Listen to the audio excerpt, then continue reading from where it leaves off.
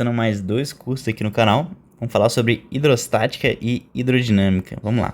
Começando com hidrostática,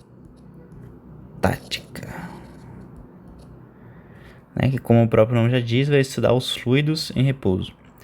Aí a gente vai priorizar o estudo de líquidos.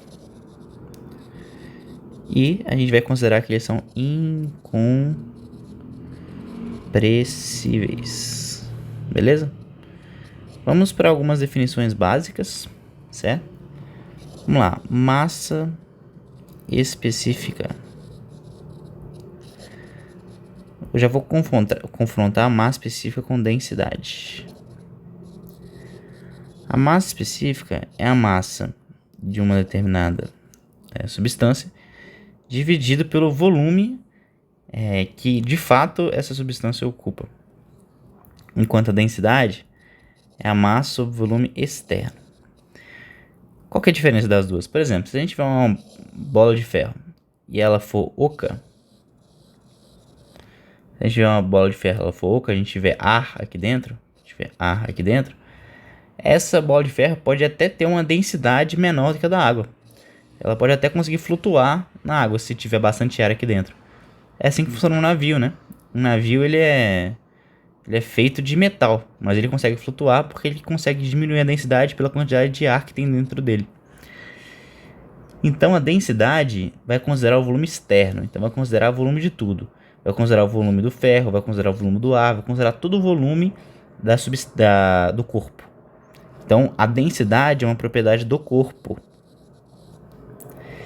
Enquanto a massa específica considera só o volume do ferro, é o volume que somente o ferro ocupa. Então, a massa específica é uma propriedade da substância.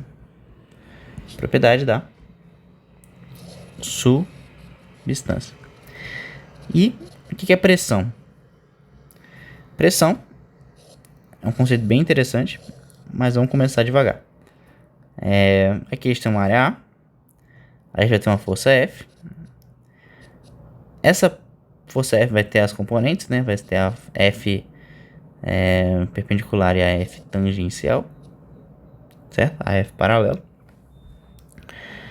E aí a pressão vai ser o quê? Vai ser essa força perpendicular dividido pela área. É a pressão que uma determinada força exerce, beleza?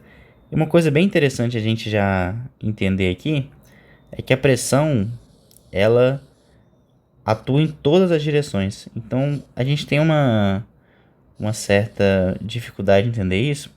Por exemplo, ele está aqui num recipiente com água. A gente tem a impressão de que só tem pressão aqui de cima. Mas não, a pressão ela vem de todas as direções. Todas as direções vai ter pressão atuando, beleza? Então a pressão não é nem algo escalar, nem um vetor. Não vai ser um vetor porque não tem uma direção direção em sentido específico. Então a gente não pode colocar a setinha aqui. A pressão não é um vetor. Beleza? Vamos lá. Beleza, continuando. Interessante a gente observar também, né, que se tiver um ponto aqui em contato com a atmosfera, a pressão dele vai ser a pressão atmosférica, P0. E se eu tiver, por exemplo, um buraco, vamos supor que eu tenha aqui um buraco. Qual vai ser a pressão nesse ponto aqui? Também vai ser igual à pressão atmosférica, certo? Então qualquer ponto em contato com a atmosfera, em contato com o ar, vai estar submetido à pressão atmosférica, beleza? Então vamos lá, vamos pro teorema de Stevin. A hidrostática ela é baseada basicamente em 3 teoremas, que é o teorema de Stevin, Pascal e Arquimedes. Vamos demonstrar aqui o teorema de Stevin. Vamos pensar aqui num recipiente com água. E aí, a gente vai ter aqui, a gente vai separar aqui uma determinada porção de água. Essa água vai ter pressão aqui, atuando sobre ela. E aí, vai ter pressão aqui também. E essa pressão vai ser maior tanto maior for a profundidade. Beleza? Então a gente vai ter aqui pressão aqui. Aqui do lado, o que tiver de um lado vai anular o que tiver do outro. Beleza? O que tiver do lado vai anular o que tiver do outro. E aí a gente vai ter uma resultante, né? Aí a gente vai ter aqui a pressão P1, a pressão P2. A pressão P1 é maior do que a P2. Então vai ter uma resultante para cima. Mas a gente vai ter o peso da água que vai compensar essa resultante. Vai ter essa porção de água aqui tem um determinado peso, né, mg, que vai compensar essa diferença de pressão. O líquido não está em equilíbrio. Se ele está em equilíbrio, então a resultante dessa força tem que ser zero. Então esse P1 aqui, essa pressão P1, vezes a área, vai ter que ser igual a mg, mais a pressão P2 vezes a área. A área vai ser a área desse paralelepípedo aqui, ó. Essa área aqui, ó. Beleza?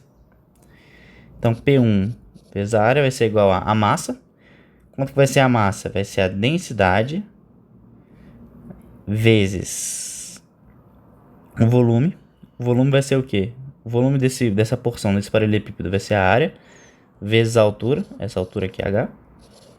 E vezes a gravidade. Mais P2 vezes a área. Divide pela área. P1 vai ser igual a P2 mais ρ de H. Beleza? Esse basicamente aqui é o teorema de Stevin. E aí a gente vai ter aqui as consequências. Consequências do teorema de Stevin.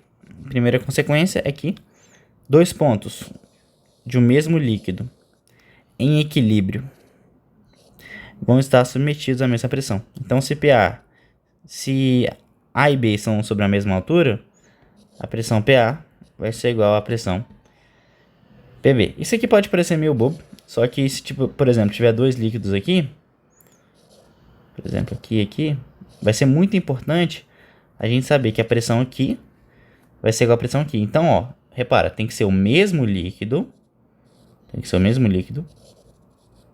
certo? Tem que ser a mesma altura e tem que estar em equilíbrio. Equilíbrio. Não pode estar acelerado. Se satisfazer essas três condições, então a pressão vai ser igual. Beleza? Ok. Então, eu falei aqui, né? A pressão A, a pressão B. É legal você saber que a pressão de A, que a pressão em A é igual a pressão em B. Fechou? Agora, vamos lá. Segunda consequência. Se a gente tiver um líquido em equilíbrio, então, de novo, equilíbrio, né? A superfície livre dele vai ser horizontal. Por quê? Vamos supor que não seja, né? Vamos supor que seja uma superfície inclinada, assim. Aí a gente vai ter aqui o ponto A, o ponto B. A gente falou que esses dois aqui, eles estão em contato com a atmosfera, então os dois são igual à pressão atmosférica. Se pega o APB, HA é igual a HB. Mas aqui, a altura está diferente, então isso aqui é um absurdo. Então, se tiver um líquido em equilíbrio, a superfície dele tem que estar na horizontal. Agora, vamos pegar um caso em que ele não está em equilíbrio. Vamos supor que essa caixa aqui seja acelerada com uma aceleração A para a direita.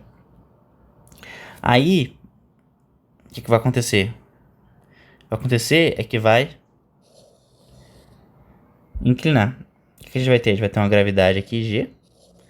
Vai ter uma aceleração A para cá, né? Que vai ser uma força de inércia. E aí a gente vai ter aqui uma gravidade efetiva, que vai ser a soma do A com o G. Então, o que vai acontecer? A superfície ela vai se alinhar não com a gravidade, mas com a gravidade efetiva. Beleza? Então aqui a gente tem um ângulo θ, aqui a gente vai ter outro ângulo θ. Então a tangente desse θ vai ser igual a A sobre G. Então quanto maior for a aceleração, maior a tangente de θ. Então mais inclinado vai estar o líquido. Na próxima aula a gente vai continuar falando sobre líquidos acelerados e tal, e resolver algumas questões do ITA e do IME que envolvem esse conceito. Quando a gente tem, por exemplo, um líquido rotacionando, o que vai acontecer e tal. vai envolver o que acontece com o líquido quando ele não está em equilíbrio. Vai resolver uma questão do ITA muito difícil também, da primeira fase, que envolve dois líquidos, aí ele está acelerado, aí ele pede para calcular a aceleração, então a gente vai resolver essas questões na próxima aula. Aqui foi só uma introdução, né? Mais os conceitos básicos. A gente vai resolver essas questões e depois vai continuar a teoria.